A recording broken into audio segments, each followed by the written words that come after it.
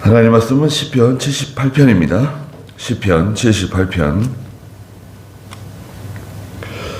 5절 말씀부터 다시 보겠습니다. 시편 78편 5절입니다. 주께서 야곱에게 증거를 세우시고 이스라엘의 율법을 정하셨을 때에 그것들을 그 후손들에게 가르치라고 우리 선조들에게 명령하셨다. 이는 오는 세대 곧 태어날 자손들에게 알게 하며 그들이 일어나 그 자손들에게 전하게 하고 그들이 하나님에 대해 확신을 가지며 하나님께서 하신 일들을 잊지 않고 그 명령을 지키게 하고 그 조상과 같이 완고하고 반역하는 세대가 되지 않으며 그 마음이 확고하지 못하여 그 영이 하나님께 신실하지 않은 세대가 되지 않게 하려는 것이다. 그랬습니다. 네. 여기 5절에 보면 주께서 야곱에게 증거를 세우시고 이스라엘의 율법을 정하셨을 때에 이거 다 하나님 말씀, 구약의 율법과 증거인데요. 하나님 말씀이죠. 율법을 정하셨을 때 그것들을 후손들에게 가르치라고 우리 선조들에게 명령하셨다. 이 말씀을 후손들에게 하나님의 계명, 율법, 또 규례, 여러 가지 하나님 정하신 것들을 후세에 가르치라고 우리 조상들에게 명령했다는 거예요. 왜 이런 명령을 하셨는가? 첫째는 6절에 있는 것처럼 이는 오는 세대 곧 태어날 자손들에게 알게 하며 그들이 일어나 그 자손들에게 전하게 하기 위해서 이걸 가르쳐 줘야 하나님 말씀을 알 수 있다는 거죠. 가르쳐 주지 않으면 알 수가 없어요. 특히 하나님의 말씀 가운데 그 깊은 도리, 신령한 도리들은 반드시 누군가 가르쳐 줘야 돼요. 그냥 성경을 읽어서 율법의 말씀을 읽어가지고는 깨닫기 힘들어요. 여기서 이제 율법이라고 하면 모세오경이거든요. 모세오경. 창세기, 출애굽기, 레위기, 민수기, 신명기. 이 모세오경. 그 역사잖아요, 역사. 우리의 배경. 하나님께서 이스라엘을 어떻게 인도하셨는가. 우리의 그 뿌리, 우리의 조상은 어떤 분이셨는가. 그들이 어떻게 하나님을 섬겼는가. 그걸 가르쳐서 알게 해주라는 거예요. 또 그들이 그 말씀을 잘 배워가지고 또 자기들의 자손들에게 알려주기 위해서 가르치는 것은 이렇게 직접 가르쳐 주는 것이죠. 불러다 놓고 지금으로 말하면 예배 드리는 거죠. 예배 드리면서 예배 시간에 하나님의 말씀 듣는 거 직접 이렇게 가르쳐 주는 거죠. 두 번째는 그 행함을 통해서 가르쳐 주는 거 있어요.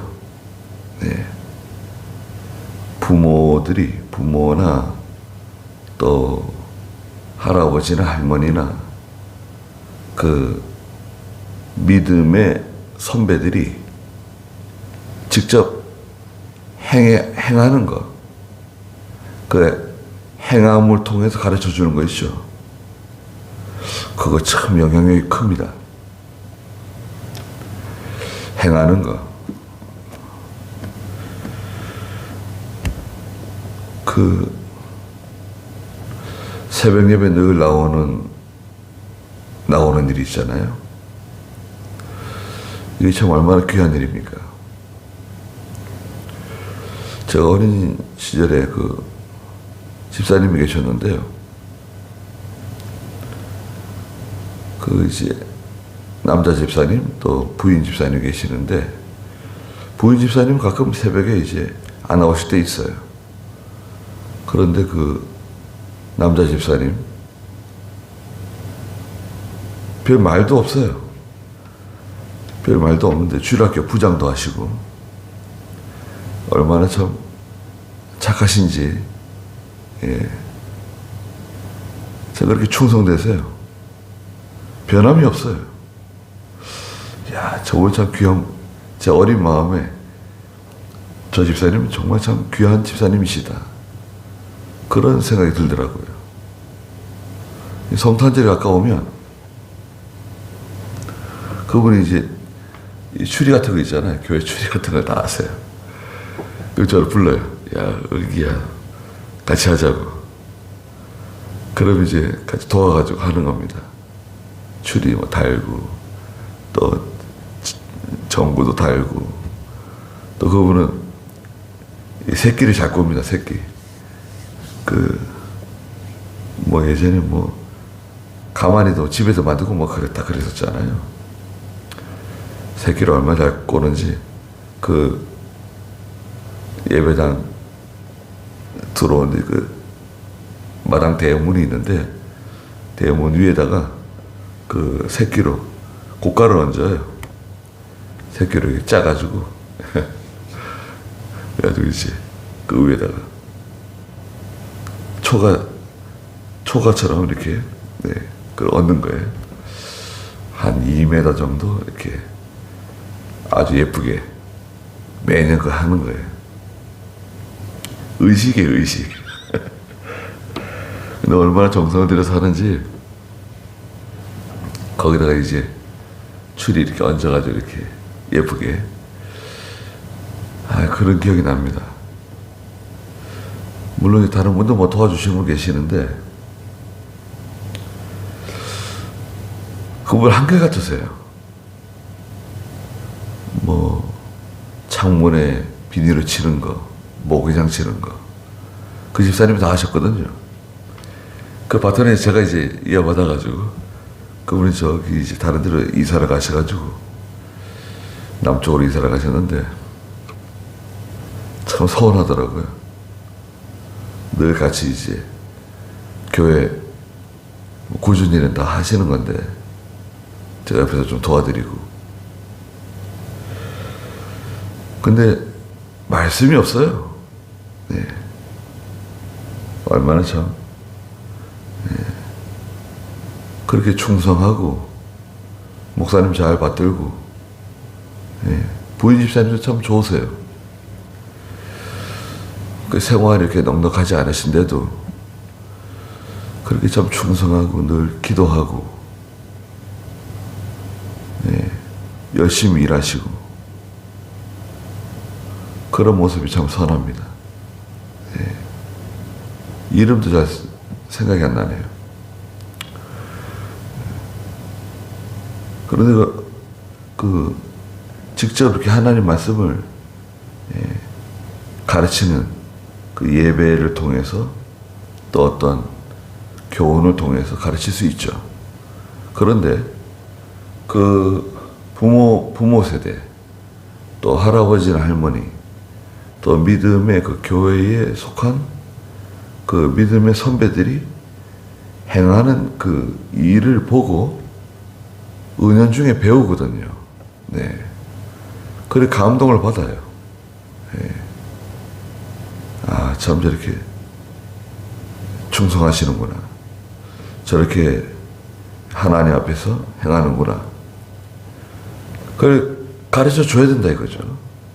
성경도 가르쳐 줘야 되고, 하나님을 섬기는 방법, 기도하는 방법, 또 하나님의 교회에서 이렇게 봉사하는 방법, 옆에서 누군가 가르쳐 줘야 돼요. 두 번째는 7절에 그들이 하나님에 대해 확신을 갖도록, 예, 확신을 갖도록.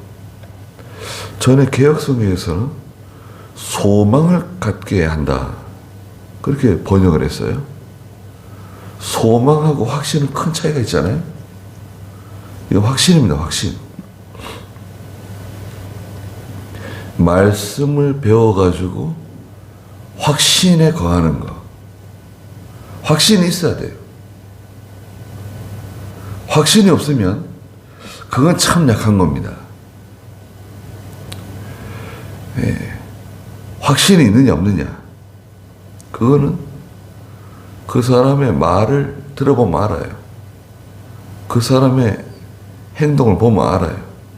아, 저 사람이 확신이 있다. 아, 분명하다. 틀림없네. 예. 이백영 목사님은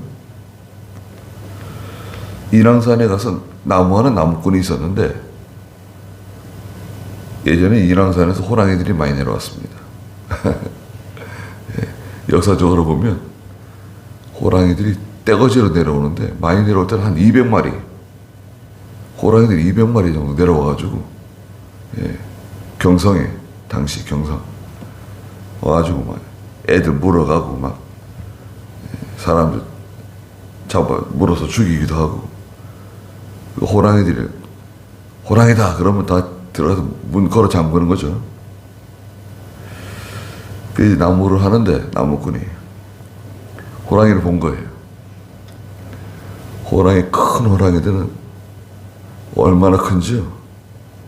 고서에 보면 호랑이가 한 7, 8m 되는 호랑이가 있어요. 머리서부터 꼬리까지 한 7, 8m 되는 호랑이가 얼마나 큰 거예요. 아, 무슨 호랑이가 그렇게 클까? 저는 잘 지금도 믿기지가 않아요. 그 자료에 보면, 예, 한 7, 8m 되는 그런 호랑이들. 그 호랑이가 뭐 한 입에 사람을 뭐 삼겠다는 둥, 뭐 그런 말 있잖아요. 근데 호랑이를 보고 지게 그거 먹었다, 지게작대 그거 먹었다 팽개치고 도망쳐 내려왔는데, 산 아래 그 사람이 호랑이 내려온다고 얘기하는 거예요. 내가 호랑이 봤다고 얘기하는데, 사람들이 그 사람의 표정을 보면 안다는 거예요. 그 사람의 말을 들어보면 안다는 거예요. 야, 진짜 호랑이 봤는가 보다. 야, 무서운 호랑이 봤는가 보다. 네. 호랑이 내려오는가 보다. 우리 조심하자, 준비하자. 예. 그 직접 본 사람의 그 말을 들으면 듣는 사람이 확신이 생기는 거예요. 예. 그런데 전해준 말을 들어서 또 전해주는 사람이 있죠. 그거는 감이 떨어지는 거예요, 벌써. 다른 사람 말 듣고 내가 말해주는 거. 그거는 벌써 감동이 떨어지는 거예요. 약해요. 내가 깨달아가지고 내가 은혜 받고 딱 말해주는 거 있잖아요. 그거는 효과가 있습니다. 그대로 그냥 가슴 속에 박히는 거예요.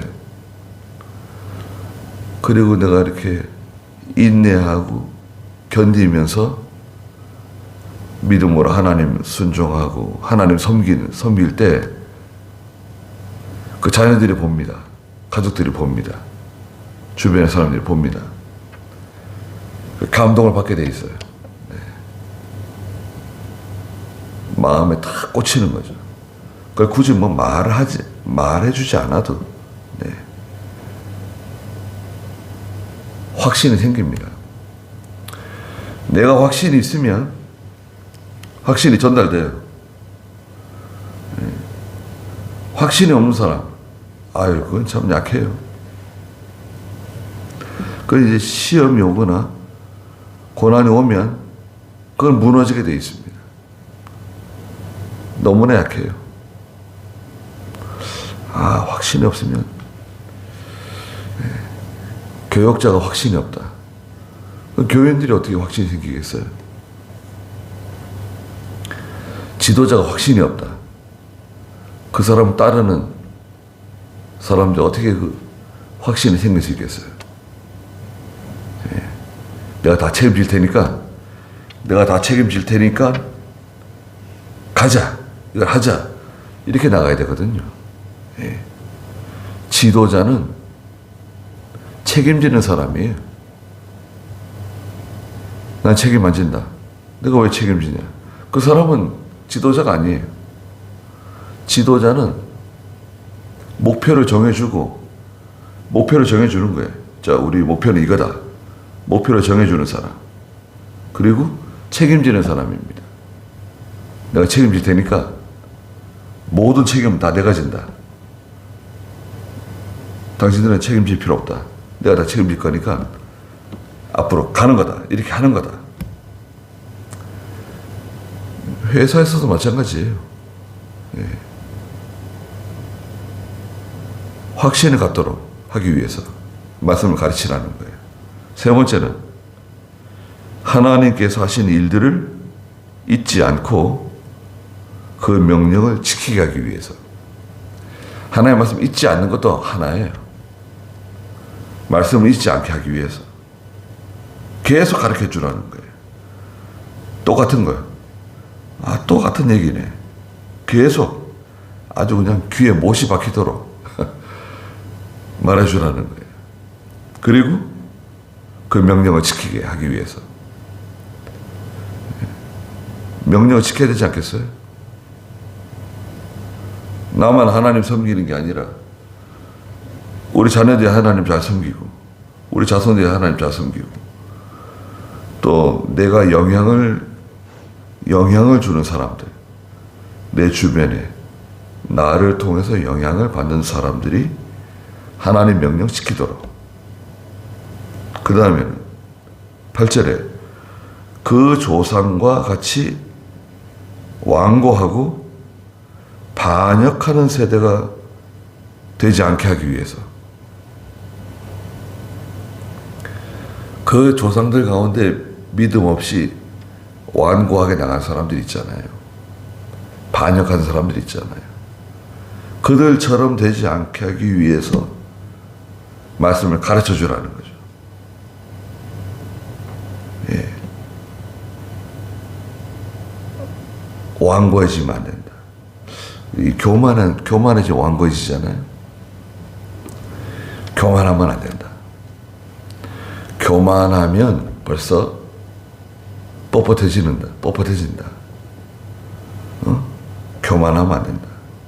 항상 겸손해야 되고 온유해야 되고 또 내 마음에 안 맞아도 그 잘 순종하면 따라가야 된다. 잘 순종하고 따라가라. 인도자를 신뢰하라 그랬잖아요. 히브리 13장에 인도자를 잘 따라가고 교훈을 잘 따라가라. 그게 처음에 잘 이해가 안 돼도 따라가다 보면 알게 돼요.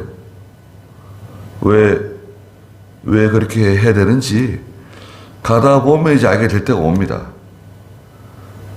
처음엔 잘 몰라요. 왜 그렇게 되는가? 네. 왜 그렇게 해야 되는지 잘 모를 때가 있어요.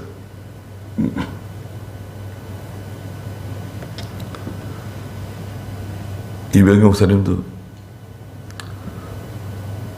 그냥 하라는 거죠. 야, 그냥 시킨 대로 하라고. 이거 왜 이렇게 해야 되지? 잘 이해가 안 될 때가 있어요. 그래도 하다 보면 이래서 그렇게 하라 그러셨구나 알게 될 때가 있습니다.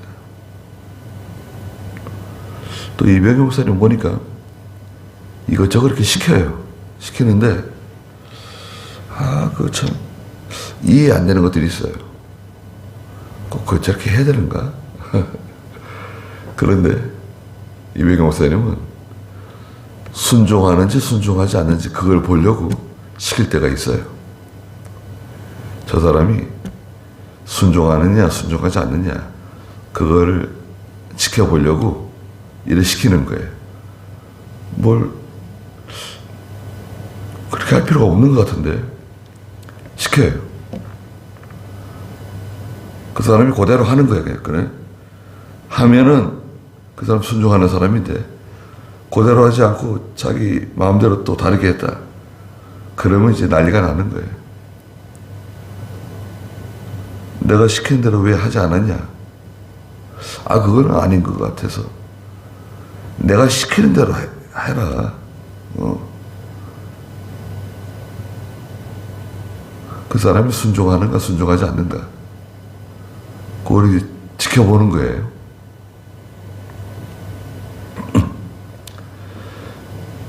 그러니까 이제 어떤 일을 시킬 때 자기 생각이 있으면 순종이 잘 안 돼요. 자기 생각, 자기 주장 이런 게 속에 있는지 없는지 그걸 보는 거죠. 자기 주장이 딱 속에 있으면 순종이 잘 안 돼요. 하다가도 말썽을 일으켜요. 근데 잘 순종하게 되면 그저 귀한 사람이죠. 그래서 하나님의 말씀을 가르쳐야 될 이유가 뭐냐? 조상들처럼 완고해져 가지고 배반하고 반역하는 길로 나가가지고 하나님께 징계받고 망하는 길로 가지 않도록 그 마음이 확고하지 못하여 그 영이 하나님께 신실하지 않은 세대가 되지 않게 하려는 것이다. 그랬습니다. 마음이 확고하지 않으면 확신이 없으면 결국 그 영이 하나님께 신실하지 않은 세대가 된다는 거죠. 이 영은 여기서 이제 마음이라고 할 수 있어요. 마음이 온전하지가 못한 거예요. 처음에 시작할 때는 얼마나 단 마음으로 시작하고 얼마나 기쁨으로 시작하고 그렇지만 가다 보면 이제 일을 하다 보면 어려운 일이 생기거든요. 뭔가 마음에 안 드는 일이 생겨요. 이스라엘 백성들이 이집트에서 나올 때는 해방되어 나올 때는 얼마나 참 모세가 고맙고 저 모세와 같은 지도자를 만난 것에 대해서 얼마나 감격하고 나왔는데 당장 홍해 앞에 왔을 때 그때는 어떻게 된 겁니까? 여기가 이제 우리 공동묘지라는 거예요. 참. 우리를 죽이려고 데리고 나왔냐? 공동묘지가 없어서 이 광야에서 우리 다 죽게 하느냐?